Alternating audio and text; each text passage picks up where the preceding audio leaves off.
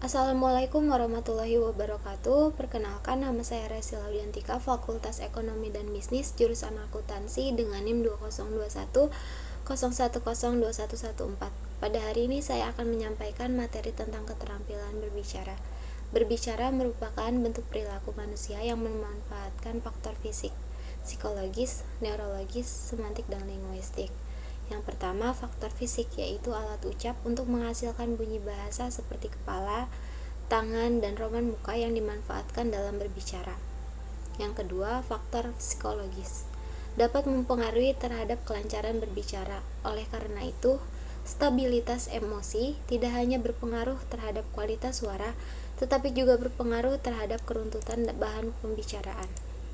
Yang ketiga, faktor neurologis, yaitu jaringan saraf yang menghubungkan otak kecil dengan mulut, telinga, dan organ tubuh lain yang ikut dalam aktivitas berbicara. Yang keempat, faktor semantik, yang berhubungan dengan makna. Yang kelima, faktor linguistik, yang berkaitan dengan struktur bahasa. Bunyi yang dihasilkan harus disusun menurut aturan tertentu agar bermakna. Jika kata-kata yang disusun itu tidak mengikuti aturan bahasa, akan berpengaruh terhadap pemahaman makna oleh lawan bicaranya. Jadi, keterampilan berbicara adalah kemampuan untuk mengekspresikan, menyatakan, serta menyampaikan ide, pikiran, gagasan atau isi hati kepada orang lain dengan menggunakan bahasa lisan yang dapat dipahami oleh orang lain. Berbicara adalah sarana untuk mengkomunikasikan gagasan-gagasan yang disusun serta dikembangkan sesuai dengan kebutuhan-kebutuhan pendengar atau penyimak. Berbicara adalah sarana untuk mengkomunikasikan gagasan yang disusun serta dikembangkan sesuai dengan kebutuhan pendengar atau penyimak. Berbicara merupakan alat yang digunakan untuk mengungkapkan kepada penyimak. Secara umum, tujuan pembicaraan adalah untuk, yang pertama, berbicara untuk menghibur. Berarti pembicara menarik perhatian pendengar dengan berbagai cara seperti humor, spontanitas, menggairahkan, kisah-kisah jenaka, petualangan, dan sebagainya untuk menimbulkan suasana gembira pada pendengarnya. Berbicara juga bertujuan untuk menginformasikan, untuk melaporkan. Dilaksanakannya bila seseorang ingin menjelaskan suatu proses, menguraikan, menafsirkan, atau menginterpretasikan suatu hal, memberikan, menyebarkan, dan menanamkan pengetahuan. Berbicara juga untuk menstimulasi pendengar jauh lebih kompleks dari tujuan pembicara lainnya. Sebab berbicara itu harus pintar merayu, mempengaruhi, atau meyakinkan pendengarnya. Ini dapat tercapai jika pembicara benar-benar mengetahui kemauan, minat, inspirasi, kebutuhan, dan cita-cita pendengarnya. Dalam berbicara untuk menggerakkan, diperlukan pembicara yang berwibawa, panutan atau tokoh idola masyarakat. Ditambah penguasaannya terhadap ilmu jiwa massa, pembicara dapat menggerakkan pendengarnya.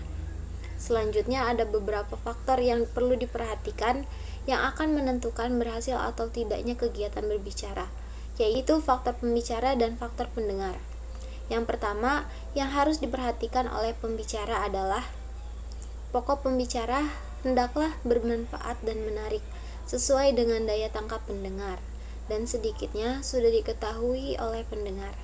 Yang kedua, bahasa yang digunakan. Pada dasarnya menggunakan keterampilan berbahasa yang bersifat produktif yang melibatkan aspek-aspek kebahasaan maupun non-kebahasaan.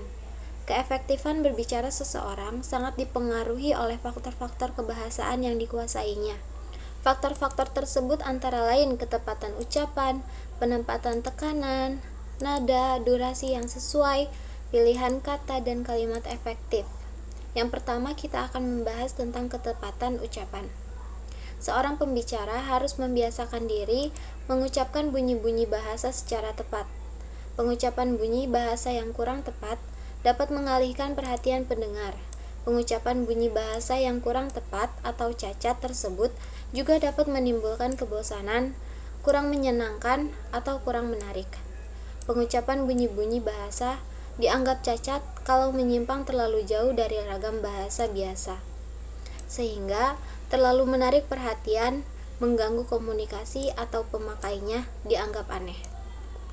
pengucapan kata-kata yang seharusnya jelas terdengar. Untuk itu, gerakan alat-alat ucap terutama lidah, bibir, gigi harus leluasa. Gerakan yang tertahan akan mengakibatkan suara yang keluar tidak normal, sehingga kurang jelas terdengar. Demikian juga volume suara harus sesuai, jangan terlalu lemah atau jangan terlalu keras. Jika menggunakan pengeras suara, volumenya harus diatur sesuai dengan luasnya ruangan dan banyaknya peserta. Dalam hubungannya dengan olah suara dan tata bunyi, dapat menyampaikan hal-hal yang harus diperhatikan. Sebagai berikut: yang pertama, logat baku yang tidak tercampur dengan dialek tak baku. Yang kedua, lafal harus jelas dan tegas. Yang ketiga, nafas yang kuat agar dapat menguraikan kalimat yang cukup panjang atau tidak terputus dalam bicara. Yang keempat yaitu tempo, cepat lambatnya suara, dan dinamika yaitu intonasi, tekanan, dan aksen suara. Yang kelima, penghayatan berbicara memerlukan penjiwaan agar sesuai dengan tuntutan situasi dan kondisi. Kemudian yang kedua, kesesuaian penempatan atau penggunaan tekanan, nada, sendi atau tempo dan durasi akan menjadi daya tarik tersendiri bagi pendengar. Bahkan kadang-kadang merupakan faktor penentu. Kesalahan dalam penempatan hal-hal tersebut berakibat pada kurang jelasnya isi dan pesan pembicaraan yang ingin disampaikan kepada lawan bicara. Jika penyampaian materi pembicaraan datar saja, hampir dapat dipastikan akan menimbulkan kejenuhan dan keefektifan berbicara tentu berkurang. Kemudian yang ketiga ada pemilihan diksi. Variasi pemakaian bahasa dipengaruhi oleh situasi pembicaraan. Bentuk variasi ini dapat dilihat lewat perwujudan lafal, ejaan, pilihan kata, dan tata kalimat. Faktor penting yang berpengaruh pada pilihan kata adalah sikap pembicara. Jika sikap yang berkenaan dengan umur dan kedudukan lawan jenis yang dituju, permasalahan yang disampaikan, dan tujuan informasinya. Pemilihan kata-kata yang tepat berarti bahwa kata-kata yang digunakan harus sesuai dengan kepribadian komunikator, jenis pesan, keadaan kalayak, dan situasi komunikasi. Penggunaan kata-kata dalam pidato pertemuan resmi akan berbeda dengan kata-kata yang digunakan dalam pidato pertemuan tidak resmi atau informal. Untuk memperoleh ketepatan dalam penggunaan kata-kata, pembicara perlu memperhatikan prinsip-prinsip berikut. Yang pertama, hindari kata-kata klise. Yang kedua, gunakan bahasa pasaran secara hati-hati. Yang ketiga, hati-hati dalam penggunaan kata-kata pungut. Yang keempat, hindari vulgarisme dan kata-kata yang tidak sopan. Yang kelima, jangan menggunakan penjulukan. Yang keenam, jangan menggunakan eufemisme yang berlebihan. Selain harus berhati-hati, juga harus menggunakan kalimat yang tepat dan jelas. Kata-kata yang digunakan oleh seorang pembicara harus menarik, harus menimbulkan kesan yang kuat, hidup, dan menarik perhatian para pendengarnya. Untuk dapat menggunakan kata-kata yang menarik, pembicara harus memperhatikan hal-hal berikut ini. Yang pertama, pilihlah kata-kata yang menyentuh langsung diri khalayak. Yang kedua, gunakan kata berona, yaitu kata-kata yang dapat melukiskan sikap dan perasaan atau keadaan. Yang ketiga, gunakan bahasa yang figuratif, yaitu bahasa yang dibentuk sedemikian rupa sehingga menimbulkan kesan yang indah. Kemudian, gunakan kata-kata tindakan atau action words dengan cara menggunakan kata-kata aktif. Kemudian yang keempat, kalimat efektif. Pada hakikatnya adalah penyampaian kalimat-kalimat. Kalimat terdiri atas kata-kata yang mengandung pengertian seperti gagasan, pikiran, konsep, atau perasaan seseorang. Pada dasarnya akan disampaikan kepada orang lain dalam bentuk kalimat-kalimat. Segala pesan yang ingin disampaikan oleh seseorang pembicara akan dapat diterima dengan baik oleh pendengarnya apabila disampaikan dengan kalimat-kalimat yang baik dan benar dan tepat. Faktor-faktor yang termasuk kepada faktor non-kebahasaan adalah: yang pertama, sikap yang wajar, tenang, dan tidak kaku. Yang kedua, kontak mata atau pandangan harus diarahkan kepada audiens atau khalayak pendengar. Yang ketiga, gerak-gerik dan mimik yang tepat. Keempat, kenyaringan suara. Yang kelima, kelancaran. Dan yang keenam, relevansi atau penalaran. Kita akan bahas yang pertama, sikap yang wajar dan tenang. Kesan pertama dalam berbicara itu sangat menentukan keberhasilan dalam proses pembicaraan berikutnya. Untuk itu, dalam berbicara, seorang pembicara harus dapat bersikap yang wajar, tenang dan tidak kaku. Sikap dalam berpidato sangat bergantung pada situasi dan kondisi yang ada pada saat seseorang melakukan pembicaraan atau menyampaikan pesan dalam pidato. Dengan sikap yang wajar, tenang dan tidak kaku dapat menambahkan kepercayaan pendengar kepada pembicara. Sikap wajar, tenang dan tidak kaku akan menimbulkan dalam praktik berbicara adalah salah satu disebabkan oleh penguasaan materi berbicara oleh pembicara. Jika seorang pembicara tidak atau kurang siap dengan materi pembicaraan yang akan disampaikan, maka timbul sikap-sikap yang kurang wajar dalam dirinya pada saat berbicara, selain penguasaan terhadap materi pembicaraan. Faktor lain yang perlu diperhatikan adalah kesiapan dan latihan yang cukup. Kedua, melakukan kontak mata dengan audiens. Melihat audiens secara sekilas sangat penting saat berpidato. Pandangan kita terhadap audiens harus merata ke seluruh ruangan. Berikan pandangan positif dan penuh semangat agar audiens berkonsentrasi terhadap apa yang kita sampaikan. Kemudian, gerak dan mimik.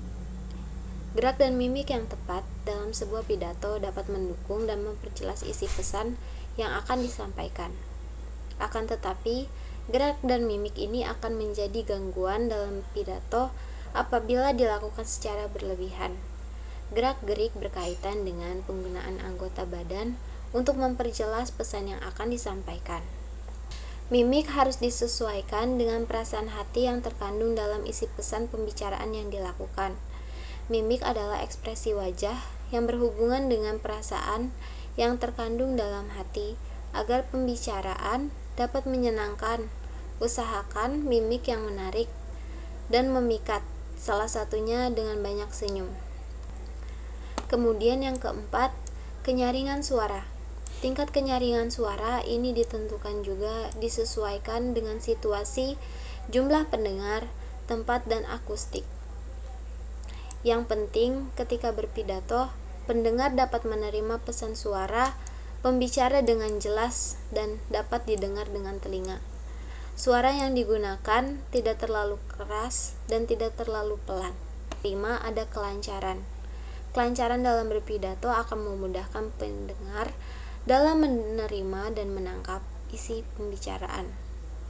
Apabila pembicara menguasai materi pembicaraan, maka dia akan dapat berpidato dengan lancar tanpa adanya gangguan dalam proses pembicaraan. Gangguan atau ketidaklancaran dalam pidato biasanya diakibatkan oleh ketidakmampuan pembicara dalam menguasai materi pembicaraan yang akhirnya berakibat pada ketidakmampuan dalam menguasai pendengar.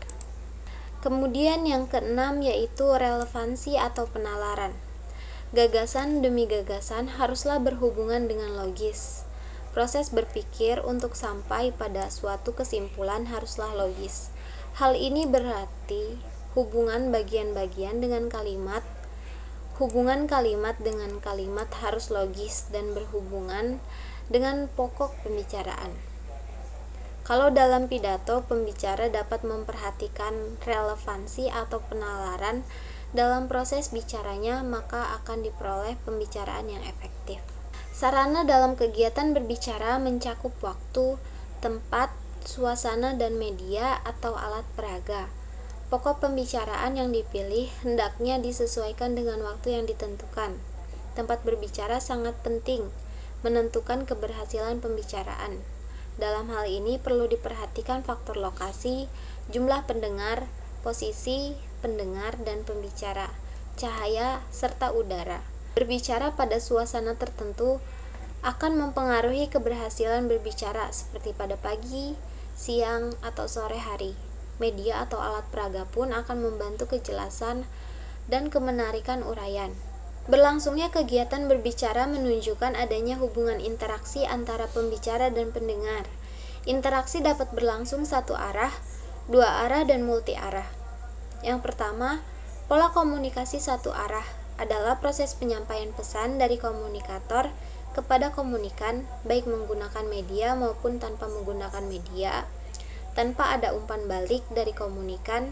Dalam hal ini, komunikan bertindak sebagai pendengar saja. Yang kedua yaitu pola komunikasi dua arah atau timbal balik, yaitu komunikator dan komunikan menjadi saling tukar fungsi dan menjalani fungsi mereka. Komunikator pada tahap pertama menjadi komunikan dan pada tahap berikutnya saling bergantian fungsi. Namun pada hakikatnya yang memulai percakapan adalah komunikator utama.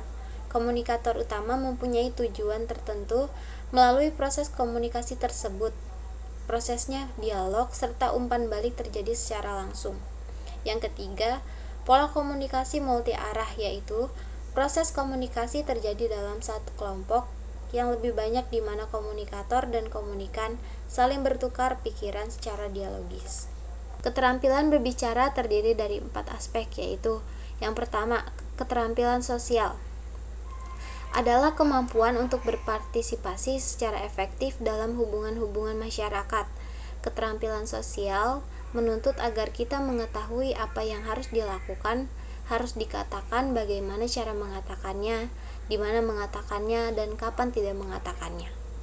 Kemudian yang kedua, keterampilan semantik adalah kemampuan untuk mempergunakan kata-kata dengan tepat dan penuh pengertian.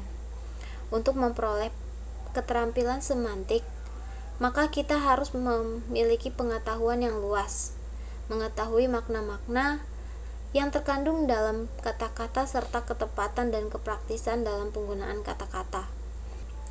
Yang ketiga, keterampilan fonetik adalah kemampuan membentuk unsur-unsur fonetik bahasa kita secara tepat. Keterampilan ini perlu karena turut mengemban serta menentukan persetujuan atau penolakan sosial. Yang kelima, keterampilan vokal adalah kemampuan untuk menciptakan efek emosional yang diinginkan dengan suara kita. Keterampilan berbicara terbagi menjadi dua, yaitu keterampilan berbicara retorika dan keterampilan berbicara dialektika. Yang pertama, berbicara retorika menekankan kepada kemampuan seseorang untuk menyampaikan gagasan tanpa adanya jawaban dari komunikan. Komunikan dapat menerima atau menolak apa yang disampaikan komunikator tanpa adanya dialog atau diskusi lanjutan. Artinya, substansi yang disampaikan komunikator hanya berjalan satu arah, tanpa adanya timbal balik dari komunikan. Jadi, berbicara retorika merupakan ilmu tentang seni berbicara secara monolog, di mana hanya seorang yang berbicara dan yang lainnya sebagai audiens saja. Bentuk-bentuk yang tergolong dalam retorika monologika adalah pidato, seminar, ceramah, bercerita, dan deklamasi. Berbicara dialektika adalah keterampilan menuangkan hasil pikiran secara teratur, logis, dan teliti yang diawali dengan tesis, antitesis, dan sintesis melalui bahasa lisan. Berbicara dialektika adalah ilmu tentang seni berbicara secara dialog, di mana dua orang atau lebih berbicara atau mengambil bagian dalam satu proses pembicaraan. Bentuk berbicara dialektika adalah diskusi, rapat, wawancara, atau talk show, percakapan, dan debat. Demikian materi keterampilan berbicara yang bisa saya sampaikan. Saya mohon maaf apabila ada kata yang kurang berkenan. Atas perhatiannya, saya ucapkan terima kasih. Selamat pagi.